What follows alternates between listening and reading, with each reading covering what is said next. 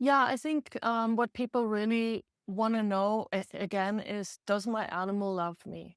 And and I hear that question so often, and I just want to say to everybody, please just know not every animal will express that love in the same way. Are you ready to get intimate? What is intimacy? And where and how do you find it? Welcome to the Getting Intimate podcast, a daring journey into the heart of intimacy with you, your senses, the whole world, and all the creatures in it. Intimacy can be a pretty wild ride, filled with both longing and apprehension. But what if the vulnerability of intimacy isn't something to be avoided, but celebrated? What if getting intimate is the key to finally coming alive? Discover more with guests from all walks of life and your host, Katarina Wallentin. So, welcome to this episode of the Getting Intimate podcast. And this time, we're exploring the intimacy that is possible with all the creatures and critters of this planet: horses, dogs, animals. And as our guide, I've invited Suzy Godsey. And Suzy's ability to be intimate with and listen to and receive from animals is magical. So, welcome, Thank you. Suzy. Thank you so much, Katarina. I'm so happy to be here with you. Thank you for that introduction.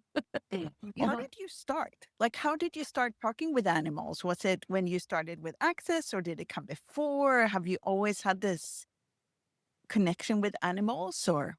Yeah, I always had an affinity to them, and I would always sit around and just really have a connection. But I took several animal communication classes way early on in my life, and it never really worked for me, and I didn't know why. Because the animal communicators were talking that you should go into a meditation, and then you start imagining things, and then the animals will communicate to you in movies or in images and all of that. And to me, that never really was true. And so I disregarded everything else that I had been experiencing because I thought it had to come through movies. And even to this day, it's for me, it's more like a sentence that comes through, or I can't even really describe it. It's just all of a sudden I know something and I don't even know where it's coming from, but it's not coming as a movie. And Mm. so, so for a long time, I thought, well, I'm not an animal communicator because I'm not doing it right. Right. Well, so it's interesting because I think we all, in a strange way, I think everybody doubles a bit in talking to animals, but we mainly talk to them as if they're people. Like, and we think they have feelings like we do. They think they get hurt in the way that we do. And at the same time, we kind of know that's not true. So when you, like you say, you just know. So how do you communicate with an animal? Like, if, let's say, an animal you don't know now, like you meet a cow, how do you communicate with a cow? Yeah, I mean, so in a way, to me, it's just getting present, and you can get present with an animal that you are with, or you can do it with an animal that's somewhere remotely. I don't think there's a big difference in a way of the connection. The connection can be as far away as thousands of kilometers, and it doesn't really matter. It's just really that you energetically just tune in. And, I think, Kat, too, when we're doing that with people, when we're facilitating or when we're being around people that we're connecting to, it's very similar. It's just that we are so trained to go by the verbal feedback we're getting, or even like physical cues that we're getting from someone else's body, that we know, oh, we're connected, and oh, we're talking, and we we understand each other. But with animals, we go into immediately into doubt because it's not the spoken word that is the Right. connection. And so we go into, oh, did I get that? Or, what was that all about? And then, like you said, we do a lot interpret into animals that they function like people, which really they don't.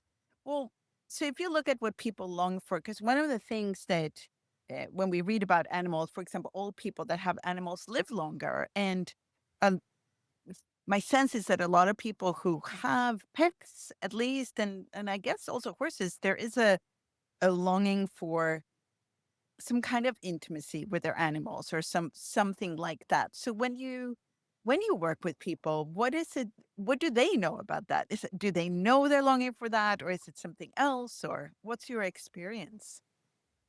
Yeah, I think what people really want to know again is, does my animal love me?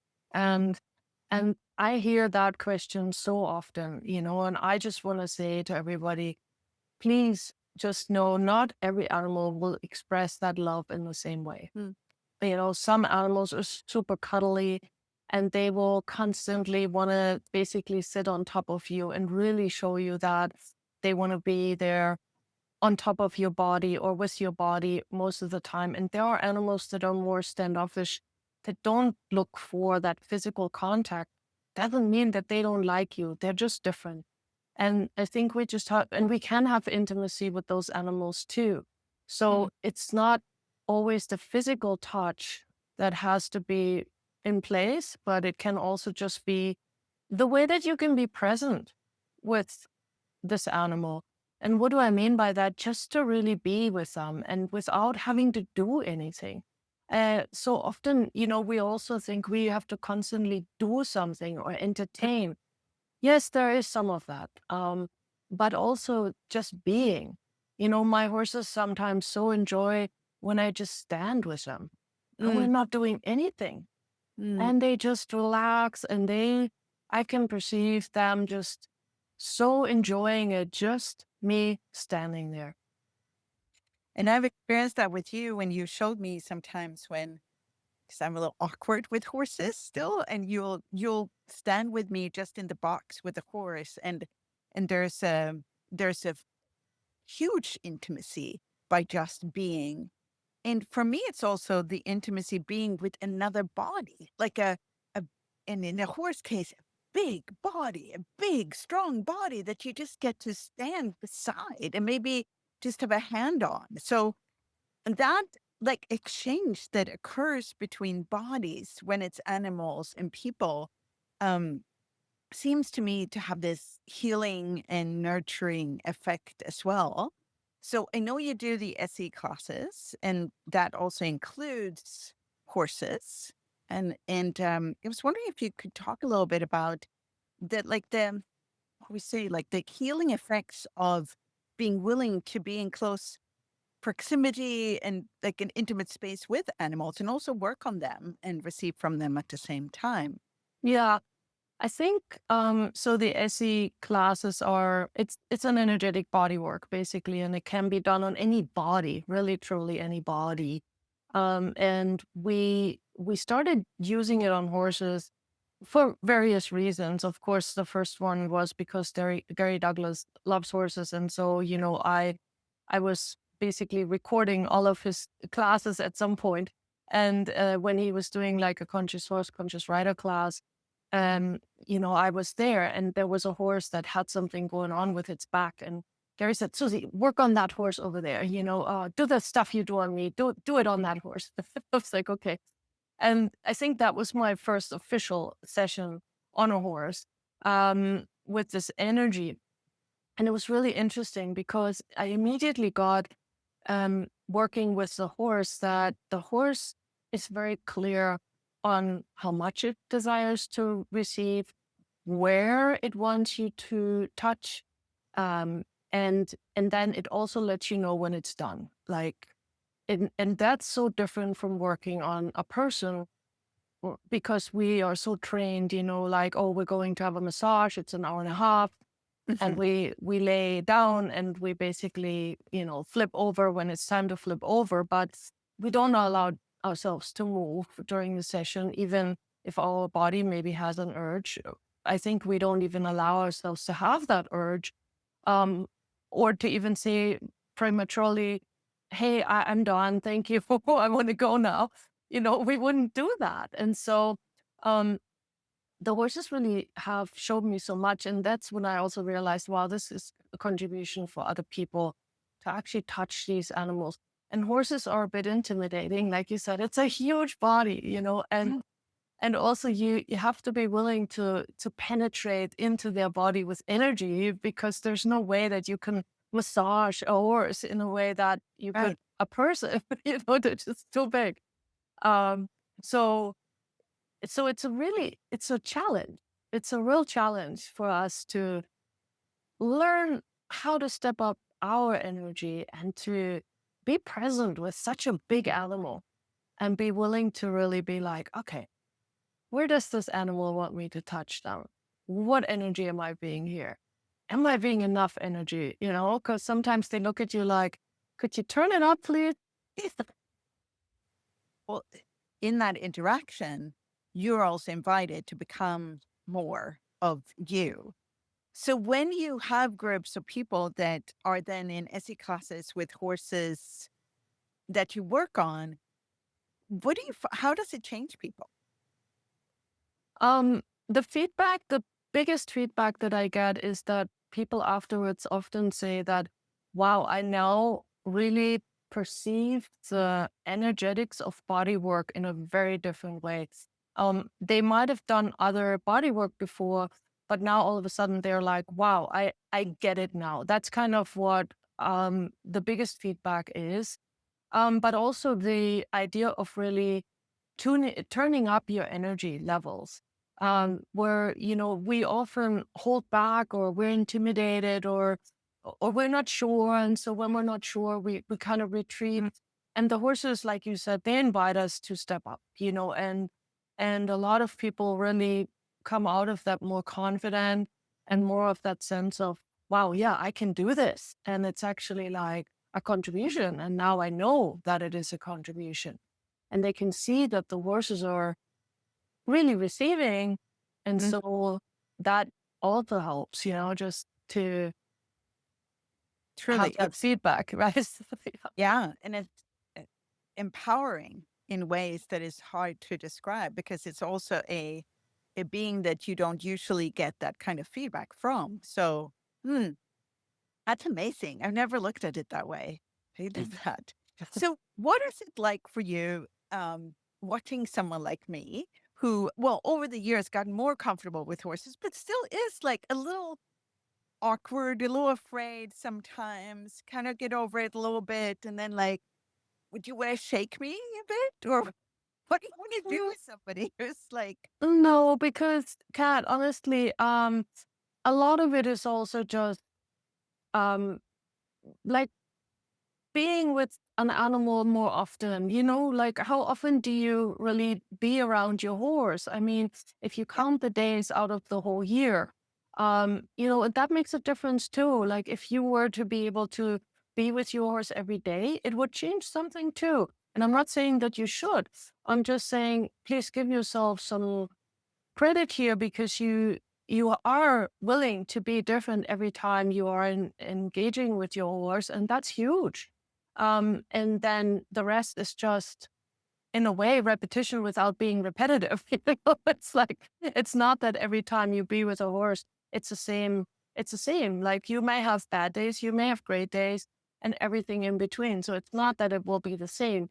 But the more often you are getting to engage, it gets different. It's different, but it's easier, and it just changes all the time. But there is something to be said about just doing it over and over. So, no, I would never wanna shake somebody, because it's not about that. And I think every encounter is so precious, and it doesn't really matter where the person is at.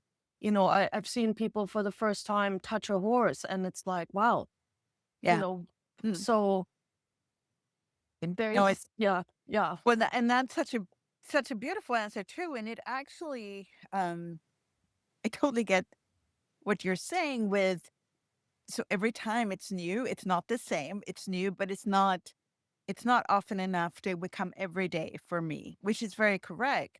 Well, so if somebody is listening to this and they're wondering how to like start a communication with animals or an animal? Like where could they start? Even if they don't have one on their own, like what would you suggest? Like what could be a good place to start playing? Yeah. Well, pretty much anywhere that you have access to an animal, I would start there. It could be that you have some birds outside your window because you're feeding birds and they're there. So that's a start right there. You could also go to a zoo, or you could go to an animal shelter, or there's so many possibilities. Maybe a friend has an animal and they're willing to let you play. And when you have these encounters, the important part is that you really take some space for yourself. And I'm using the word space, not time, because to me, it is really that sense of stillness that if you're willing to be still and just get the energy of still, okay?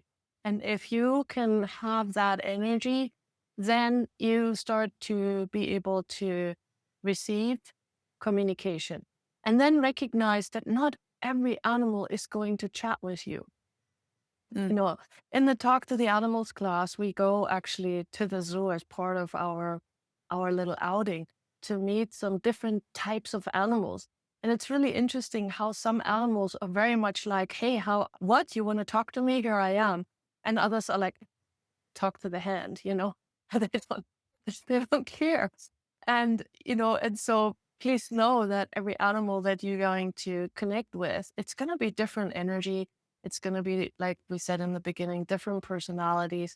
So don't make yourself wrong if it works easier with another, or you can get a connection to an animal. Just keep playing with it and just keep practicing, because this is a language you do know. It's just a language you haven't practiced. So start practicing, and that's really it. Get to it and start practicing. Thank you. And it's funny with the space that you talk about, because I have an enormous amount of visitors from the forest. There's deers, of course, there's always deers, but there are also a lot of rabbits that jump over here. I have so many squirrels that like run over here and just come in. And my sense is that it's because there is a calmness in the space. So they're willing to just kind of hang out here. Even when I come out, they often stay around. Like they look at me a little bit and wonder if I'm okay with them being there. And if I am, they just stay. So Yep. in that space, that's really my sense that that's what actually draws them here. So Yeah. gonna be that even more because I really do enjoy having them here. Yeah. And then, when you are outside with one of them and you recognize that they are now looking at you, that's when you can sort of just very gently ask them a question, are you aware of me? Yes, no. I Yes. mean, it's nice to start with yes and no, because then might be a little bit easier. Don't start a big philosophical question like, how is life in the woods for you? Or something like that. Thank you so much for coming on and for talking about this. So if somebody wants to come to class with you or explore this, where do they find out more? Well, I think the best place might be my website, suzygodsey.com. So, So if you're interested in communicating more with animals or your animals or any animal, then go and see and check out Susie's website. And thank you so much, Susie. thank you so much, Kat. What a pleasure to speak with you. And I love your interviewing style always. And I love your questions. You are such a wonderful person to chat with. Thank you. Thank you so much.